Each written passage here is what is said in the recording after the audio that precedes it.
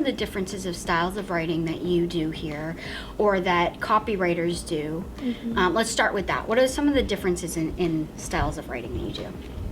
Well, I've been learning to write for social media, Google Ads, video scripts, and blogs. Okay. So short and long form writing.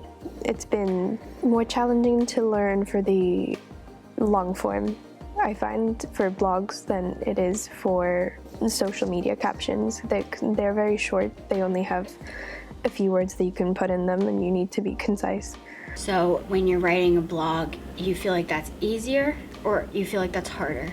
I feel like that's harder, not in a really bad way. It's just you need to, for social media captions, I think they're easier because it's more Get to the point, quick, conversational, kind of just like more friendly tone. But for a blog, it's more detailed information that you have to say concisely but effectively and influence people more. And are you writing AdWord copy as well, or have you learned how to do that?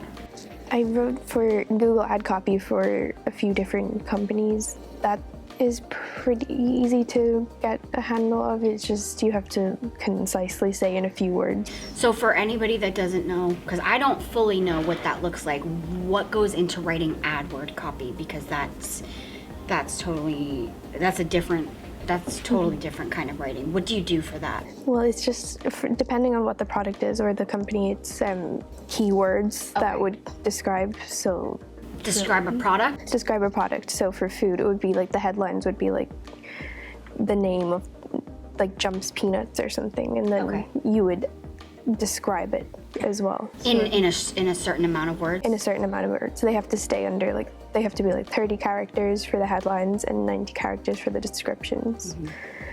And that can be tough to keep it concise, but also descriptive. But it once you get the handle of it, you kind of, it's easier.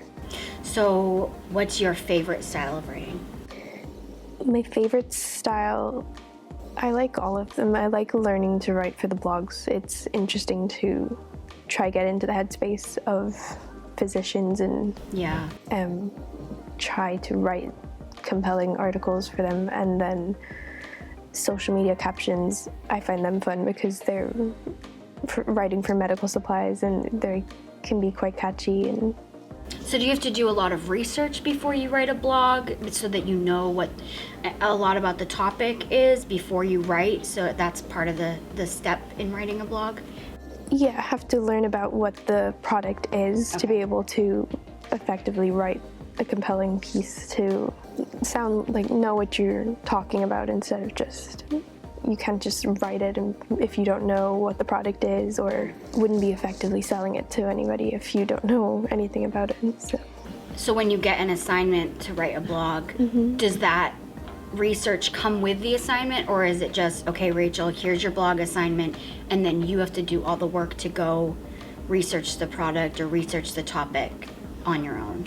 Well, there's a lot of information in the brief that we're given, and then as well on the website to do with all the different like insurance policies. If you read through it, then you can kind of get a grasp of what it is about, and then you can go ahead and research yourself as well just to learn a bit more about it.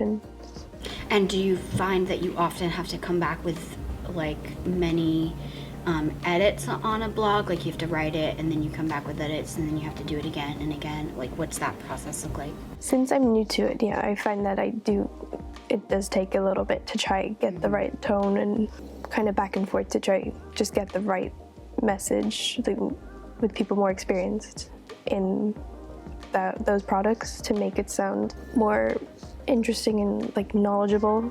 And I would imagine with insurance there's a lot of things you can and can't say. Is that true? So you've had to learn what kind of wording you can't use with doctors, with insurance. Have you kind of figured that out? I think there's still like a learning curve, but that just getting the right words and then learning what the company doesn't want said in the blog, and then what wouldn't be okay to say for physicians or then for a different insurance, like it's different with every company. And are you also writing with a view to SEO as well? Trying to have high SEO on the blogs? Yeah, trying to get keywords in, and it can, it's hard to learn what's the right ones to put in, but as I go, and the feedback helps to be able to know what to put in. So it feels like there's a lot you're trying to do. You're trying to write the topic, you're trying to pick the things that you can't say, and then the things that you are trying to include within a certain word count. It's not like you're not given a word count, but just, I mean, the shorter the better, but like not too long, not too short, so just getting the right thing for every blog. And it's different with every insurance as well, so some might need more words, and then getting the headline right to be compelling and make people actually want to read. Yeah.